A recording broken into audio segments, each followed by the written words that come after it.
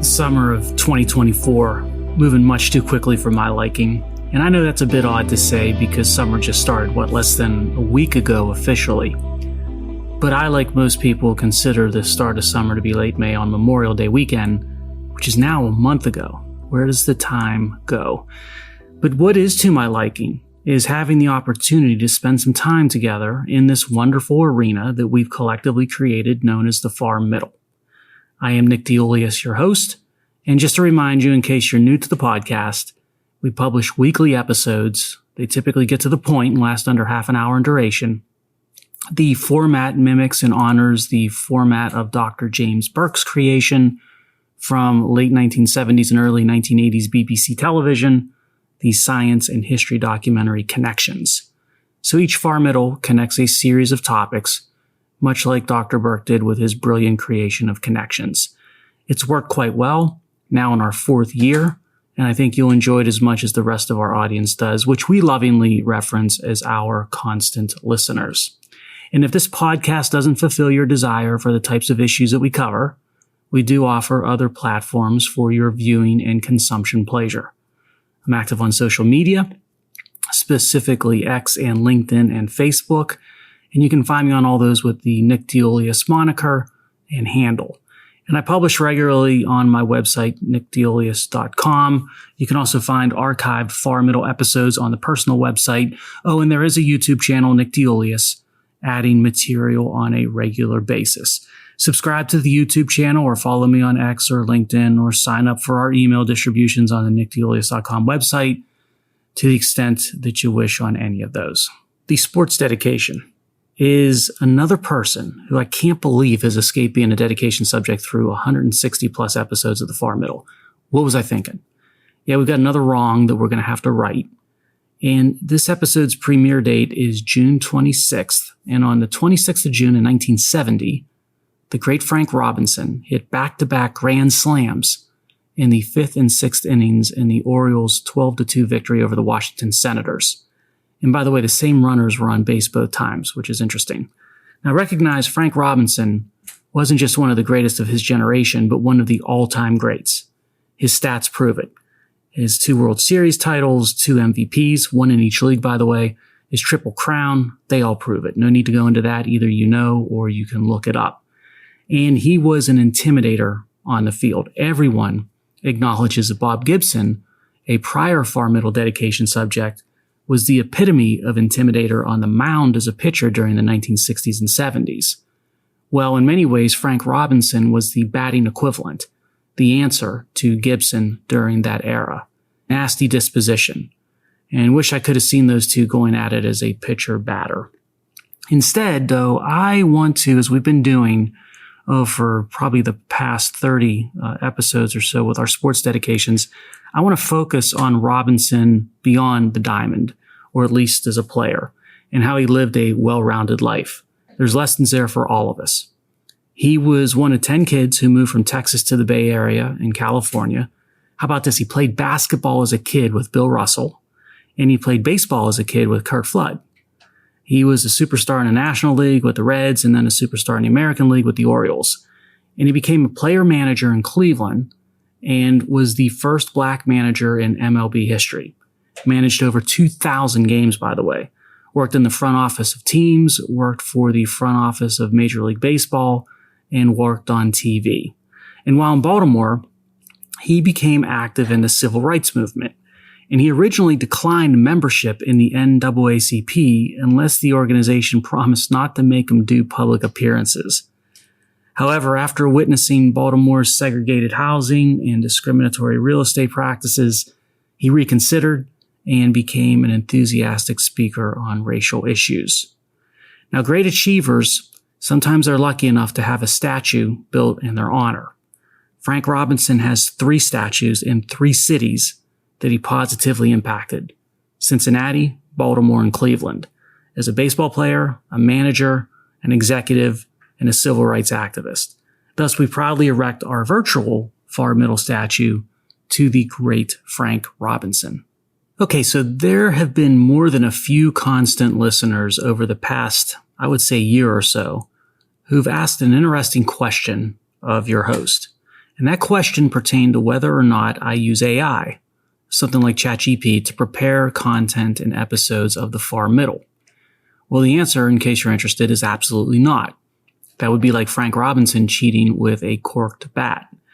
I shun AI tools partly because I haven't invested enough time to fully understand the capabilities of tools like ChatGPT, but also and primarily because I am of the opinion that content such as this, along with art and music and literature, should be created by the human and not by the technology or the bot or the neural network. And I'm not against any of those. As an engineer, I'm pro-technology. But in the world of the far middle, the only way it works from my perspective is for it to come from one mind to another, human to human. Speaking of AI, we can ease into another connection which speaks to a very intriguing dilemma that is found with our modern economy. Throughout the United States, there is a rising new economy of data centers to feed AI. You've probably heard about it. And data centers are popping up across mid-sized cities all over the country, particularly in the Southeast and Mid-Atlantic regions. Now, some call it the advanced manufacturing economy. Some label it as just AI. But we know two things for certain no matter what label you attach to it. First, it represents the next chapter and new frontier in a major avenue of growth for both economy and the tech sector. Second, the success of building this new opportunity to drive the new economy hinges on one crucial input: reliable and affordable, uninterruptible power or electricity. The appetite of data centers for power is voracious, and it results in massive power demand growth requests. At the same time, the utility industry and its grids have been eroded and weakened by climate regulations that forced retirement and abandonment of the reliable and low cost and replaced it with mandates for the intermittent and expensive, which haven't been able to consistently scale efficiently. So the new economy is requiring a massive increase in the supply of reliable and affordable electricity, while energy policy under the badge of climate alarmism has eroded the safety margins, capacities, cost effectiveness, and reliability of grids where the data centers are popping up. This creates a conflict between the tech sector and environmentalists, which is quite ironic because for years the tech industry enabled and fed the radical environmental movement. Now the movement shows its appreciation by stunting the growth of its enabler. And a good example of this tension is found in Virginia and Georgia, where data centers are sprouting up everywhere and the demand for power has exploded. Georgia Power, which is the main utility in Georgia, has boosted its demand projections by 1,600%. 16-fold increase. And it knows that there is no way to meet that new demand projection without increasing utilization of reliable and affordable generation sources such as natural gas. And when the radical environmental movement hears that, it freaks and makes false and baseless claims. It wrongly says costs will go up and that the planet will boil even more and sooner because of the increased utilization of natural gas. So you see the conflict. The tech industry wants the power, and it wants it now to feed its next generation of opportunity, while the radical environmental movement desires power use to sharply decline and the cost of power to significantly increase under the justification of code red and climate alarmism. Experts in the data center industry sum up the importance of reliable and affordable electricity quite well with the quip that we find the guys with the fastest power win. Yeah, this situation is popping up all across the country, not just in Georgia and Virginia. U.S. power usage is projected to expand by almost 5% over the next 5 years, which compares to a previous estimate of only around 2.5%. So almost a doubling. Energy experts say that they haven't seen such change in power demand in decades, and the utility and power sector forgot how to deal with load growth at these levels. Yes, energy and climate policies purposely weakened the grid, and now the real-world economy is demanding a heightened level of both grid supply and reliability. Something's got to give. But what I love about this quandary is that it highlights the folly of the climate alarmist agenda. The energy transition is not going to be free, pursuing its policies will not be painless, and the climate alarmist agenda necessarily requires surrendering just about any and all significant growth opportunities in our economy moving forward. Because all those opportunities, including AI and data centers, they require reliable and affordable energy. You cannot adopt draconian net zero plans and climate alarmism ideology and at the same time hope to be able to grow the data center and AI economy at an efficient pace, mutually exclusive under the laws of math and physics. Now, the tech industry, it's starting to squirm. So tech executives one day, they state they demand their power providers go green and that they have net zero commitments and that they believe an economy can function purely on wind and solar. And then the following day, they sign a contract to get them the much needed reliable and affordable power for their data centers or AI businesses that will be fueled by natural gas. And then the following day after that, when pushed on the two contradicting days, the executive dances around the issue saying that not every project itself has to be zero carbon or reduce carbon emissions, but that overall the goal can be achieved, which is absolute nonsense. But assuming that wind and solar are zero carbon emitters is also a fairy tale fiction. We've discussed it many times on the far middle. A modern economy absolutely needs carbon to function efficiently. There is no zero carbon way to run such an economy because all forms of electricity and all economic activity that carry a carbon footprint, including and especially things like wind, solar, and electric vehicles. And now, as we have just discussed, AI and data centers. The demand for fossil fuels, constant listeners, isn't declining, and it certainly isn't going to zero. It's going to increase, and that's something that we should be happy about. It sums up what happens when the reality collides with the ideology. Let's jump into the next connection that speaks about the effort to indoctrinate the next generation with the ideology. And we'll use as an example not Georgia, but we'll head north to the Garden State, or New Jersey. The governor of New Jersey is all in when it comes to Code Red. Governor stated a desire to make New Jersey a leader in the fight against climate change and he was going to steer the state toward a green economy, whatever that means. He's announced plans to achieve a 100% clean energy grid by 2035 by increasing the state's reliance on offshore wind. And that's not good news for the whales because it's been shown the construction of offshore wind is killing endangered whales. And wind is far from clean when you look at its supply chain realities. But anyway, that doesn't deter the governor. And oh yeah, here is also the mandate that by 2035, all new cars and trucks that are sold within the state, they must be zero emission vehicles, meaning electric vehicles. But of course, those aren't zero emission, more fiction on top of fiction. And the state is also making sure kids in the next generation are fully indoctrinated with radical environmental ideology. New Jersey's been integrating climate change into its primary and high school science curriculum for 10 years. And in recent years, New Jersey's become the first state to incorporate climate change into all school subjects, not just science. Now, all public school districts in the state are required to teach and test students in every grade about climate change. That includes core curriculum such as science, computer technology, world languages, social studies, art, and even gym class. And here's how ridiculous these standards are. Districts are encouraged to incorporate climate change into English and math instruction. The state provides sample lesson plans to teachers and districts to illustrate how they can highlight climate change in class or constantly pound students with the message that New Jersey is suffering the worst impacts of global warming. In history class, students will be required to explain how fossil fuels are a source of conflict here and abroad. If a student has taken a foreign language, they'll be asked to discuss the impact of climate change on the target language region in the world that they are studying.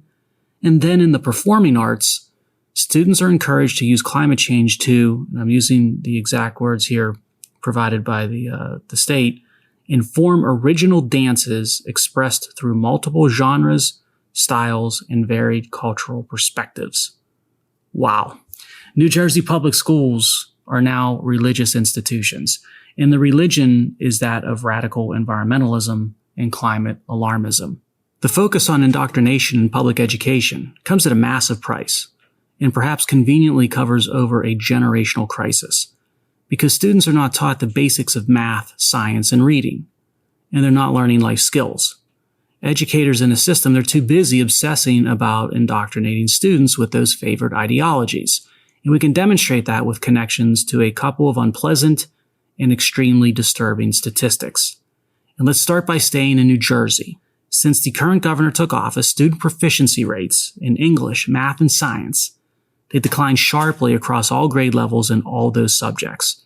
New Jersey student proficiency levels have not come close to recovering to where they were before pandemic and before the current governor took office. And to top it off, the state has lowered the passing score of its high school exit exam so that the statistics will show that more seniors graduated.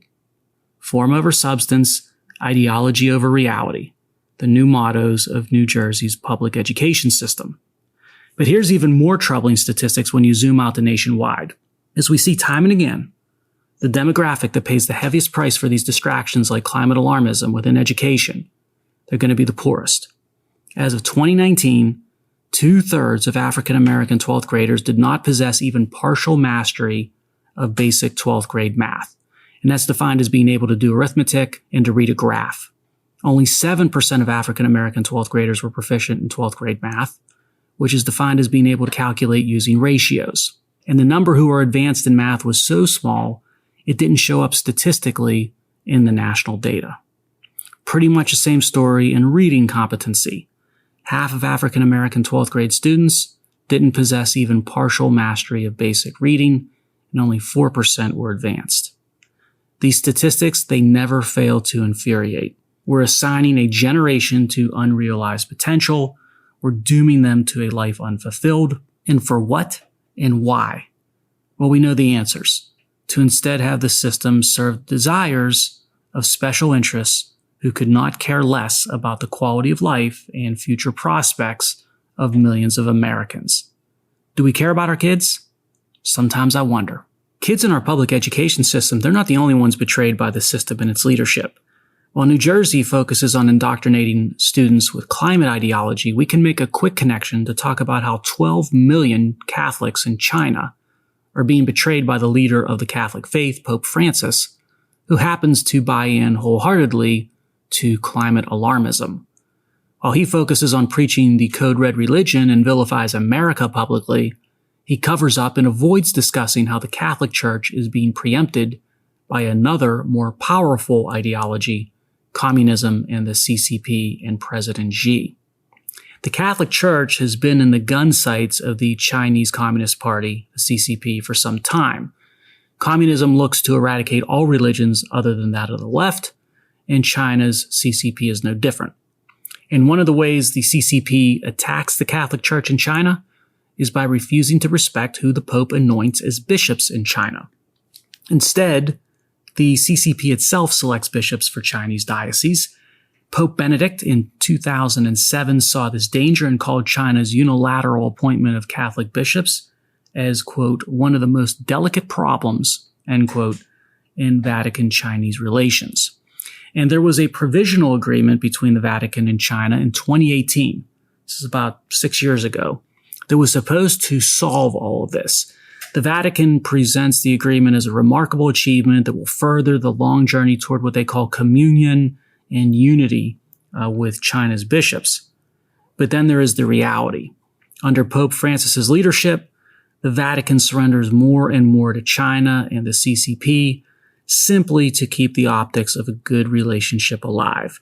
The Chinese government appoints bishops on its own, and now the Pope gives his after-the-fact blessing to these CCP appointments as a routine hollow gesture. It's an embarrassing act of desperation. It's bad enough that the Catholic Church and the Pope have been immorally silent when it comes to criticizing the human rights abuses of the CCP. Consider that Catholic bishops all over the world are instructed to refrain from speaking publicly about China's abuse. Again, the best word for that is immoral. Sadly, from what is supposed to be a moral institution. Now you wonder why we need a Vatican at all. Well, check that, because you still need the Vatican to criticize the United States and Americans. Please. And this ties to a common adherence to the religion of climate change. Check out this quote from one of the leaders of the Vatican under Pope Francis. I see a lot of things happening that would really open many doors because President Xi and his government are concerned about things that Pope Francis is concerned about, especially the ecology. Yeah, another Vatican leader under the Pope praises China for representing the best at implementing the social doctrine of the Church, and that both China and the Vatican defend the dignity of the person. Wow. And if you happen to be Catholic clergy in China, you're forced by the government to spread CCP principles, implement CCP values, echo President Xi's thoughts, and get this, prohibit minors from attending church. Yeah, but Pope Francis, he's still convinced there's much to be gained through dialogue with the CCP and pursuing friendship with it. And you thought Neville Chamberlain was bad. By the way, much of this is based on a degree of speculation because that 2018 agreement between the Vatican and the CCP, it's been kept secret. Nobody knows what it specifically says for certain. But we know that the Pope was supposed to have a veto over appointed bishops from the CCP. But all indications are that the Pope doesn't even have a veto with the current situation. About half of the appointments in China since the 2018 agreement have been made without papal involvement. But Pope Francis and the Vatican leadership, they continue to toe the line of the Chinese Communist Party. A Chinese bishop, one approved by the CCP, recently went on record stating the following: "We must adhere to the principle of independence and autonomy in running the church, adhering to the principle of democracy in running the church, and adhere to the direction of Sinicization of the Catholic Church in China. This is the bottom line, which no one can break, and it is also a high-pressure line, which no one should touch." Now that is a chilling quote. China's bishops, they also have to join what's known as the Patriotic Association, which requires mandatory pledges of independence from foreign influences, which the Catholic Church would certainly be viewed as. That's right, Chinese bishops have to pledge independence from the Catholic Church, and the Vatican permits clergy to join the association. The Vatican pretends the independence only applies to political parties and not religions. Yeah, right. The Vatican propaganda continues, showing the depths of its denial. It says that the 2018 deal with the Chinese Communist Party is working well, and that it was a remarkable step forward, and it praises it for unifying the church and creating an environment where, quote, "both sides recognize the Pope as the supreme leader of the bishops," end quote. Come on, Pope. As we close the episode this week, let's reflect on a connection to all that discussion we just had on temperatures with climate change and math with New Jersey student math competencies and the Pope looking to subvert science. Today, June 26th, marks the birthday of a great man. I'm confident you won't recognize at first. William Thomson was his name. He was one of the foremost scientists and engineers of his age in the 1800s. Born in Belfast, Thomson studied at Cambridge before becoming a professor at Glasgow University, where he remained for 50 years.